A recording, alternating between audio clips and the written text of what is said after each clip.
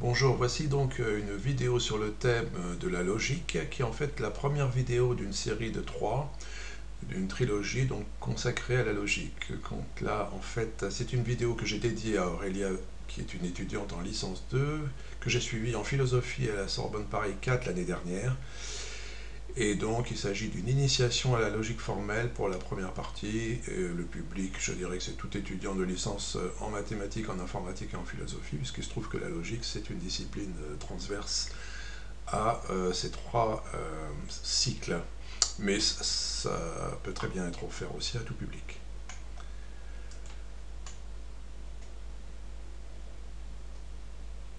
Alors ici, dans la partie 1, on va voir la logique formelle. Et donc, on va partir d'un menu général où on trouve plusieurs chapitres, notamment les propositions, les opérateurs logiques, les types de démonstration, les tables de vérité, les tautologies ainsi que les tautologies remarquables. On verra leur utilisation dans les exercices. Le calcul des prédicats, les quantificateurs, la logique combinatoire avec l'algèbre de Boole. Bon, il s'agit juste d'un survol, puisque cette vidéo a pour objectif en fait de faire une présentation, une initiation à la logique formelle et surtout la présentation de toutes les fonctionnalités et les interfaces graphiques avec les boîtes de questions-réponses dont on disposera lors de notre séance Skype en individuel ou lors de conférences. Voilà. Alors, on peut regarder, par exemple, pour les propositions. En fait, une proposition, c'est une phrase, c'est une formule mathématique à laquelle on peut attribuer une valeur de vérité, donc désignée par vrai ou faux de façon binaire, la qualité d'une proposition. Alors, on sait que là, dans l'environnement logique, on va avoir en fait différents connecteurs ou des opérateurs en fait qui vont nous permettre d'attribuer une valeur vraie ou fausse à une expression logique plus complexe. Donc ici, la négation, ici on retrouve une table de vérité élémentaire qui correspond à la négation. Si une proposition P est vraie, sa négation est fausse. Si elle est fausse, sa négation est vraie. De la même façon, on va trouver l'opérateur et avec la table de vérité associée, et ainsi. Nous trouverons aussi la définition de l'opérateur OU, qui se désigne par ce symbole qui ressemble à un V, et en fait, on voit que la table de vérité nous transmet l'information comme quoi une proposition disjonction P ou Q n'est fausse que si les deux propositions initiales sont fausses. Parmi les tables de vérité, voilà en fait déjà des applications finalement, puisque si on s'intéresse à trois propositions successives PQR, qui donc prennent en tout 8 combinaisons possibles, de puissance 3, on sait qu'on peut attribuer à une autre expression logique, par exemple ici S égale P et Q ou non R, eh bien une valeur vraie ou faux. Donc c'est déjà une application. Voilà, ici on a une autre façon, disons, d'accumuler des colonnes en cascade suivant la valeur vrai ou faux de chaque expression intermédiaire S1 et S2 ici. Parmi donc les connecteurs, on a l'équivalence et on rencontrera beaucoup de tautologies en fait qui sont des expressions toujours vraies. Donc les tautologies, il existe des tautologies remarquables et des tautologies en fait tout à fait pratiques pour les exercices puisqu'elles nous permettent de simplifier des expressions plus complexes. Si je prends ici juste la première, qui nous dit que P est vrai est équivalent à P, effectivement, ça se confirme puisqu'on sait que P est vrai. En fait, quand P est vrai, c'est vrai, et quand P est faux, c'est faux. Donc on retrouve exactement l'information qu'on retrouve dans la table de vérité de la conjonction et. En fait, lors de nos séances Skype, on a la possibilité donc de passer en revue toutes ces tautologies pour les examiner une par une. Bon, ici, il s'agit juste d'un survol, donc je continue. Alors, on voit effectivement ici l'intérêt de pouvoir utiliser les propriétés des tables de vérité et ou, et aussi les propriétés de l'associativité, de la distributivité, de la commutativité, pour simplifier une expression comme celle-ci. Donc là, en différentes étapes successives, et en ayant toujours sous la main des aides contextuelles, au cas où on ne saurait simplifier, puisque là il faut se mettre en situation où je suis avec un élève sur Skype, on a la possibilité de revenir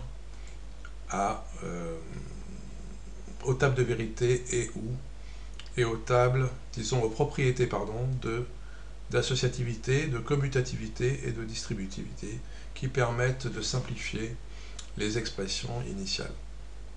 Alors, dans les tautologies, on voit aussi qu'on peut les trouver sous forme de propositions mathématiques ou de prédicats. En fait, ici, on utilise des quantificateurs qui sont les expressions ici comme le quantificateur universel, quel que soit, ou le quantificateur existentiel, il existe. Donc si je prends juste la première proposition, là aussi on fera l'inventaire de toutes au cours des séances Skype, quel que soit x, la proposition g de x est vérifiée, alors il existe au moins un x tel que g de x soit vérifié. Si on le traduit de façon littérale, ça signifie que pour tout x, g de x est vrai, donc ça signifie qu'il existe au moins un x pour lequel g de x est vrai, puisque c'est vrai pour tout x. Ainsi de suite, on pourrait donc faire cette étude en traduisant chaque proposition logique par une expression littérale qui s'appuie sur du simple bon sens en fait. Alors ici on retrouve théorème d'associativité, distributivité. Les lois de Morgan donc en fait sont très utilisées puisqu'elles traduisent l'équivalence entre la négation d'une conjonction, négation de P et Q c'est équivalent à non P ou non Q, et l'équivalence de la négation d'une disjonction. De non P ou Q est équivalent à non P et non Q. Ici donc on voit des démonstrations possibles avec les lois de Morgan. Donc comment on construit de proche en proche l'équivalence des lois de Morgan en fait, à travers deux tables de vérité. C'est pareil, ici c'est un survol, on ne va pas approfondir. Encore d'autres applications possibles, juste pour établir toujours une valeur de vérité pour une expression logique à partir de trois expressions élémentaires, de trois propositions élémentaires.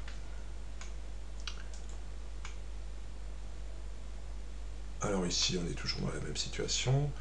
Là, on passera rapidement pour définir à la fois une négation, une contraposée, une réciproque. La réciproque de P implique Q, c'est Q implique P. La contraposée de P implique Q, c'est non Q implique non P. Un exemple célèbre, c'est par exemple si je vois qu'il pleut dehors, alors je prends mon parapluie. Signifie que si je ne prends pas mon parapluie, c'est qu'il ne pleut pas dehors. Alors les quantificateurs universels, on s'y référencera au cours des exercices. On a là les définitions du cours, qui sera appelé par des aides contextuelles situées à l'intérieur des écrans contenant les exercices. Donc ici, un peu plus de détails sur le quantificateur existentiel, le quantificateur universel, l'implication, l'équivalence avec toujours l'étape de vérité, et quelques types de démonstrations, disons, classiques. Donc il y en a peut-être deux à retenir, c'est la démonstration dite modus ponens. Alors en fait, elle s'exprime comme ça, une expression logique. Si P est P implique Q, alors Q. Alors, pardon, ça fait une connexion avec le célèbre syllogisme de Socrate. Tout homme est mortel, Socrate est un homme, donc Socrate est mortel. Tout homme est mortel se traduirait en fait ici par si on est homme, on est mortel, donc P implique Q. Et quand on a la réalisation des deux propositions, P et P implique Q, alors on a Q. C'est-à-dire que Socrate est un homme, donc Socrate est mortel. La proposition Q. On peut le faire aussi avec un exemple mathématique. Alors la démonstration modus tollens est équivalente à la contraposition. C'est en fait l'appellation latine de la contraposition. Simplement, pour rappel, donc, la proposition P implique Q est équivalent à non Q implique non P.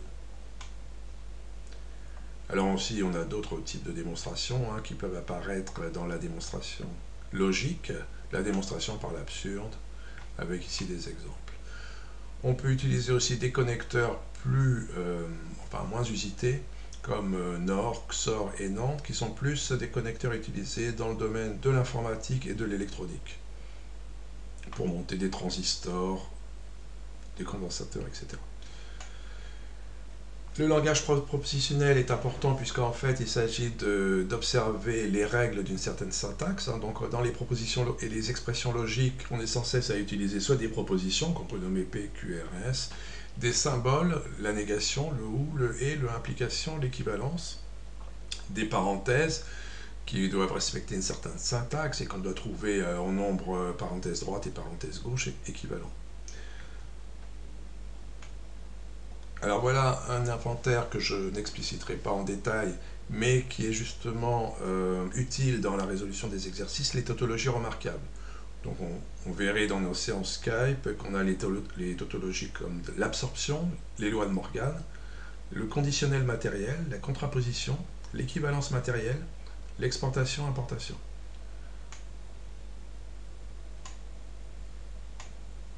Alors pour ce qui concerne la partie algèbre de Boole, donc on voit qu'il s'agit d'autres conventions d'écriture, en fait où le point remplace le fois et le plus c'est l'addition.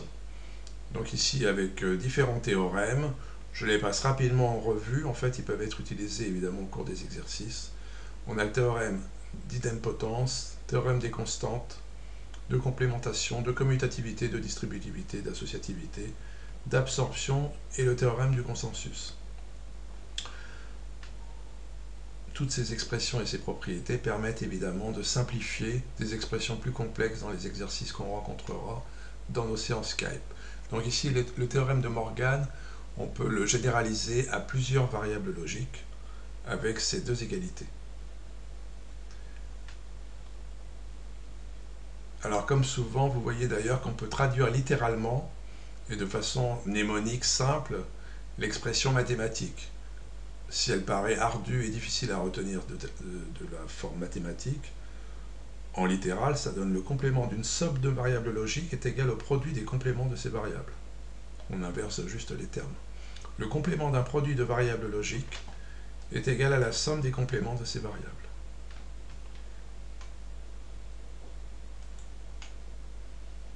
Donc aussi, on a une expression sous forme canonique qui permet d'exprimer une fonction logique en fonction de trois propositions initiales.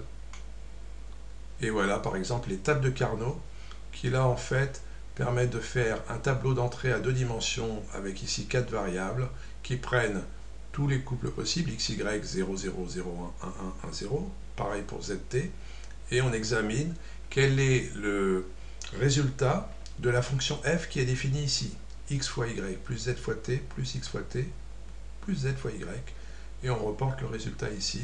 Voilà une façon, en fait, à travers les tables de Carnot, c'est une mécanique qui permet d'évaluer la valeur vraie ou fausse d'une expression logique. Alors maintenant, ce que je vous propose, c'est d'aller sur une série d'exercices, puisque finalement, c'est un peu ce qu'on va trouver lors de nos séances Skype. Ici, des exercices avec des écrans, on a soit à la fois présent à l'écran des exercices et la solution. Il s'agit ici d'écrire des expressions littérales sous la forme logique, avec les conventions logiques et avec les quantificateurs. Voilà, par exemple, pour reprendre juste l'exercice 1, f est la fonction nulle, où f est une fonction définie de R dans R, s'écrira avec les conventions logiques et les quantificateurs logiques. Quel que soit x appartient à R, f de x égale 0. Alors ici, nous avons tout un tas d'aides contextuelles, si jamais, évidemment, on a besoin de les utiliser, qui nous permettent de se rapprocher de la partie de cours contextuelle. Ici, pour la négation, on sait que, en fait, je reviens ici. Si on est sur la négation, on peut avoir à tout moment besoin d'utiliser les connecteurs et la logique, avec ici une référence à la partie de cours qui nous intéresse, ici l'implication. Donc, on défile, on a toute une série d'exercices pour mettre en pratique les différentes parties de cours, y compris les quantificateurs et le raisonnement par récurrence, par l'absurde, par contraposé.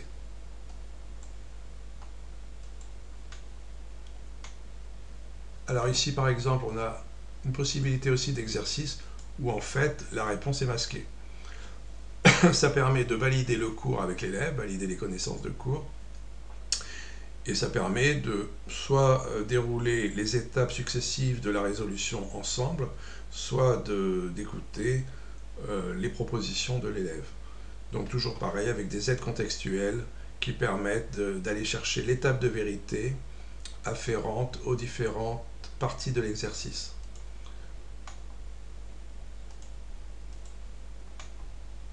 Voilà donc ici la possibilité de se retrouver aussi dans un exercice où on construit un nouveau connecteur. À partir en fait des connecteurs classiques, on peut bâtir un nouveau connecteur. C'est un exercice qui porte sur le connecteur de Schaeffer.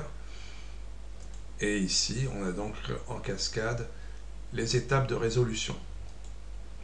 Toujours pareil, avec des aides contextuelles possibles. Voilà. Donc en fait, là, il s'agissait de vous montrer un survol de la partie de la logique formelle. Et cela termine en fait la présentation de la première partie de cette trilogie consacrée à la logique, avec une partie suivante qui sera consacrée à la théorie des syllogismes. Je vous remercie de l'avoir suivi et je vous dis à très bientôt sur Skype ou dans une conférence qui regroupera les trois parties. À bientôt, au revoir.